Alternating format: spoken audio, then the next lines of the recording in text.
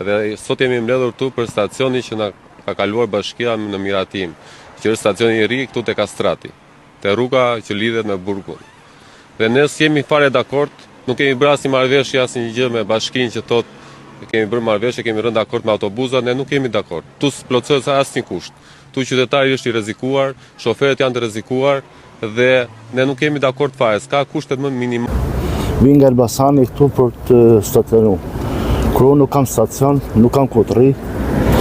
Vjen pasageri nuk e pres, do ku ta pres, se s'kam ku ta pres sepse ndërsa s'ka stacion.